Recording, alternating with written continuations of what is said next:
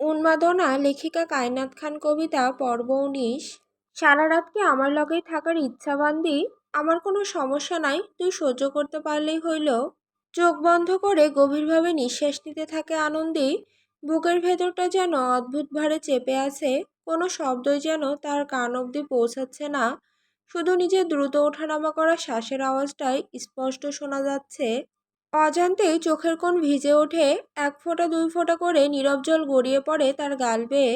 সে ঠোঁট কামড়ে নিজেকে সামলানোর চেষ্টা করে, কিন্তু ভেতরে জমে থাকা কষ্টগুলো যেন আজ আর মানতে চাইছে না। কিছুক্ষণ নিশ্চুপ থেকে আনন্দে ধীরে ধীরে চোখ খোলে। লাল হয়ে থাকা চোখ দুটোতে জমে থাকা হাজারটা না বলা কথা। কাপা কণ্ঠে সে বলে, আমি কখনো জানোয়ার দেখিনি, আজকে আপনাকে দেখলাম। আনন্দের তাচ্ছিল্যপূর্ণ কথা শুনে হঠাৎই ফিক করে হেসে ওঠে অভি। এক হাত দিয়ে আনন্দের নগ্ন শরীরটা নিজের উপরে এনে বলে, কিভাবে দেখতে চাও বলো, কাপড় খুলে দাঁড়াই? আমি বাড়ি যাব। তো যা, কে আটকাইছে? শরীরে শক্তি সঞ্চয় করে কোনো রকম অভির উপর থেকে সরে বসে আনন্দী। এক চোখ বুলিয়ে ফ্লোরে পড়ে থাকা কাপড় চোপড়গুলোকে দেখে নেয় সে। কোনো রকম উঠে দাঁড়াতেই অভি আবারও আনন্দীর হাত ধরে হ্যাঁচকা টান দিয়ে তার উপরে ফেলে দেয় আনন্দীকে। কপাল কুঁচকে আনন্দী অভির দিকে তাকিয়ে বলে, মুক্তি চাই আমার। এ জন্মে না। আপনার মনের ইচ্ছে তো পূর্ণ হয়েছে, মন মতো ভোগ করেছেন আমাকে, তাহলে আর কেন?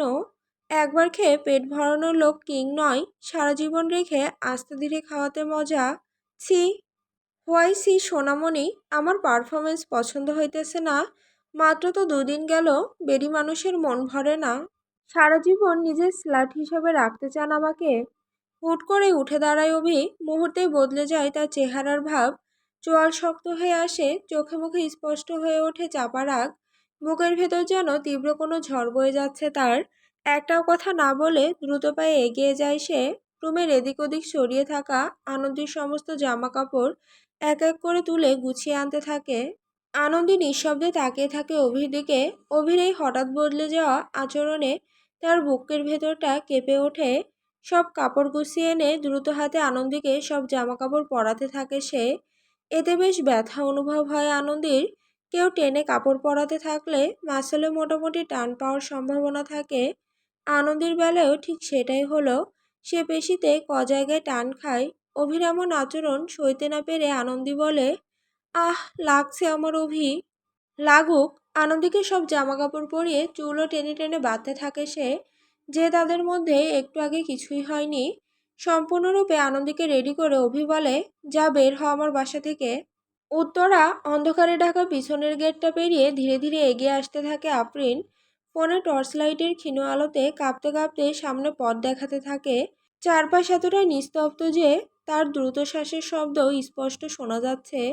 বের হওয়ার আগে সিসিটিভি ফুটেজ বন্ধ করে এসেছে সে, যেন আজকের এই রাতটার কোনো প্রমাণ না থাকে কোথাও। দূর থেকে পরিচিত অবয়বটা চোখে পড়তেই থমকে যায় জুলফিকার। ঠোঁটের কোণে ধরা জ্বলন্ত সিগারেটটা মাটিতে ফেলে পায়ের নিচে পিষে দেয় সে। চোখে মুখে মুহূর্তে নেমে আসে তীব্র অস্থিরতা। এরপর আর এক সেকেন্ডও দাঁড়িয়ে থাকে না জুলফিকার। দ্রুত পায়ে এগিয়ে যায় আফরিনের দিকে।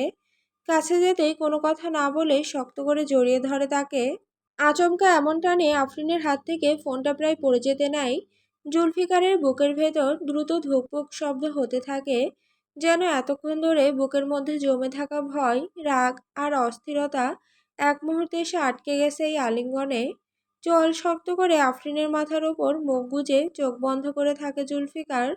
নিচু ভারী গলায় ধীরে বলে, আর 1 মিনিট দেরি করলে আমি নিজেই ভেতরে ঢুকে যেতাম আফরিন। প্রিন্স, আমি মুক্তি চাই। আফরিনের মুখে হঠাৎ মুক্তি শব্দটা শুনতেই যেন মুহূর্তের মধ্যে বদলে যায় জুলফিকার। চোখের গভীরে জমে ওঠে তীব্র রাগ আর আহত এক উন্মাদনা। এক ঝটকায় আফরিনের চুলের মুঠি শক্ত করে ধরে তাকে নিজের মুখের একদম কাছে টেনে আনে সে। আচমকা টানে আফরিন কেঁপে ওঠে। দুজনে দ্রুত নিঃশ্বাস একে অপরের মুখে আছড়ে পড়ছে।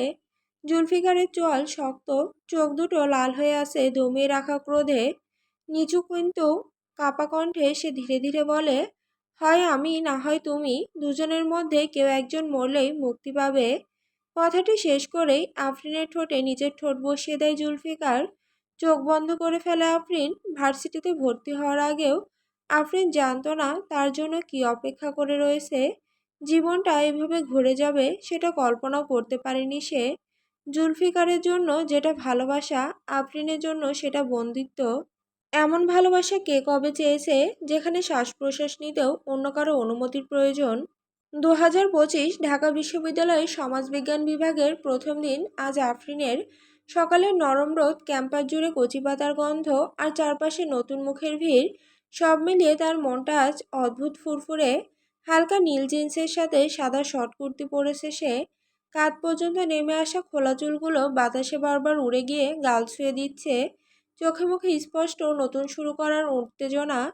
বুকের সাথে শক্ত করে জড়িয়ে রাখা ফাইলটা নিয়ে ধীর পায়ে মেইন গেট পেরিয়ে ভেতরে ঢোকে আফরিন। ক্যাম্পাসের কোলাহল, সিনিয়রদের আড্ডা, কোথাও গিটার বাজছে, কোথাও আবার চায়ের কাপ হাতে তর্ক, সবকিছু তার কাছে নতুন অথচ সুন্দর লাগছিল। কিন্তু হঠাৎই জ্বালানো সিগারেটের তীব্র ধোঁয়া এসে লাগে তার মুখে। আফরিন কাশতে কাশতে বিরক্ত মুখে পাশে তাকায়, আর তাকিয়ে কয়েক সেকেন্ড থেমে যায় সে। কালো শার্টের হাতা কনুই পর্যন্ত গোটানো, এক হাতে সিগারেট, অন্য হাতটা পকেটে। এলোমেলো চুলের নিচে ধারালো চোখ দুটো অস্বাভাবিক শান্ত।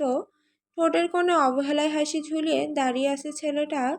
তার আশেপাশে আরো কয়েকজন ছেলে থাকলেও পুরো জায়গাটার দখল যেন একাই নিয়ে রেখেছে সে। আফরিন বিরক্তিতে কপাল কুঁচকে ফেলে, তারপর ঠান্ডা অথচ তীক্ষ্ণ গলায় বলে ওঠে, বখাটে। কপাল কুঁচকে চোখে স্পষ্ট বিরক্তি নিয়ে জুলফিকারকে বখাটের উপাধি দেয় আফরিন। তার তীক্ষ্ণ চাহনি যেন সরাসরি আঘাত করল জুলফিকারের অহংকারে। চোখ দুটোতে ভয় ছিল না একটু, বরং ছিল তীব্র অসন্তোষ। যেন সে এই ধরনের ছেলেদের বহুবার দেখেছে, আর প্রতিবারই ঘৃণা করেছে সমানভাবে।